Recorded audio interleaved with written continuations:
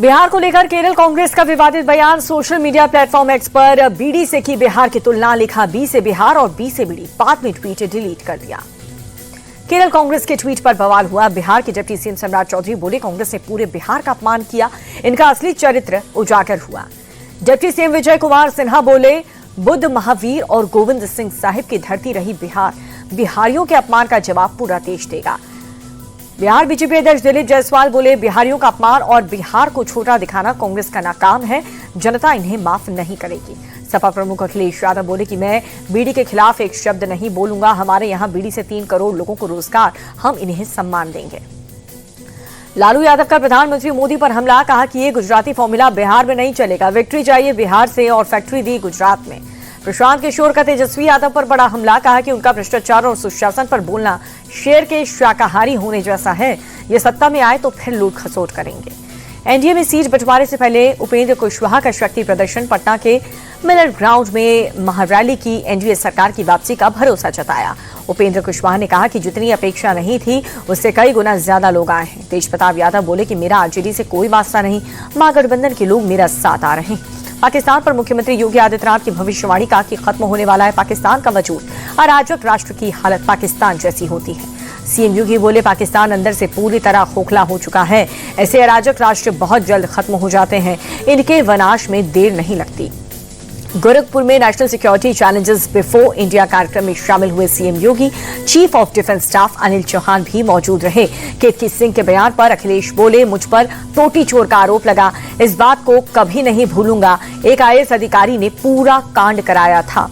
अखिलेश यादव की सरकारी गाड़ियों की ओवर स्पीडिंग पर 8 लाख का चालान, सपा प्रमुख बोले चालान करने वाला जरूर बीजेपी का होगा। राष्ट्रीय मानवाधिकार आयोग में सदस्य प्रियांक कानूनगो ने हलाल सोसाइटी के विज्ञापन पर सवाल उठाए।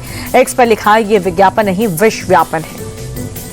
हलाल सोसाइटी को लेकर के बीजेपी विधायक अतुल भात खलकर ने सीएम फडणवीस को लिखी चिट्ठी लिखकर के कार्रवाई करने की मांग की। सुकून पार्क के हलाल सोसाइटी के विवाद पर बोले मुस्लिम बजर लॉबी ने के लोग, कहा कि हलाल शब्द का मतलब गलत तरीके से बताया जा रहा है, हलाल का मतलब इंटरेस्ट है। डिप्टी सीएम अजीत पवार और महिला आईपीएस में बहस हुई, खनन रोकने गए अफसर को पवार पर वापस लौटाने का कहा, अफसर का पहचानने से इनकार।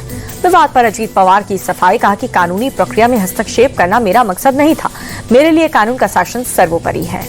संजय राउत ने अजीत पवार को घेरा, कहा कि सरकारी खजाने को नुकसान हो रहा था, इसलिए अवैध खनन को रुकवाया, आईपीएस अधिकारी को सुरक्षा मिला।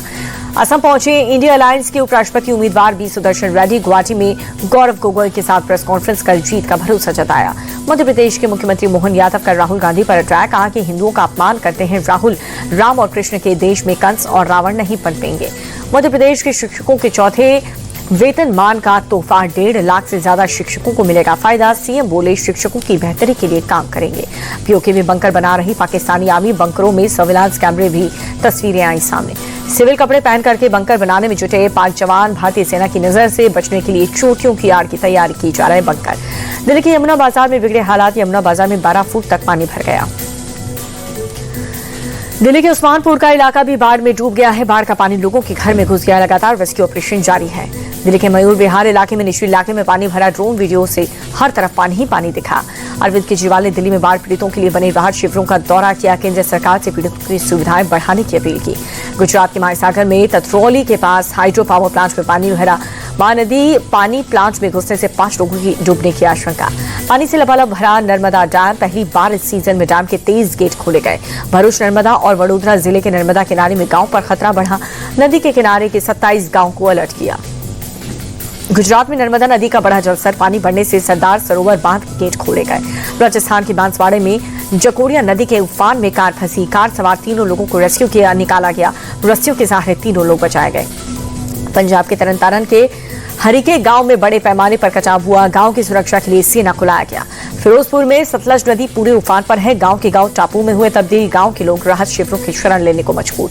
बागपत में दिन दहाड़े युवक का मर्डर किया गया, दिल्ली सहारनपुर हाईवे पर कार सवार बदमाशों ने पहले बाइक पर टक्कर मारी, फिर नीचे उतरकर गोलियों से भूना।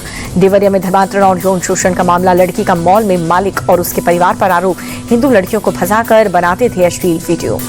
नोएडा और ग्रेटर नोएडा में आईजीआई एयरपोर्ट के लिए लग्जरी बस सेवा की शुरुआत। जीएमआर ग्रुप ने फ्लिक्स बस के साथ की साझेदारी। यात्रियों की सुविधा के लिए बस की शुरुआत नोएडा सेक्टर 16 से परी चौक के बीच होंगे कुल 6 बस स्टॉप।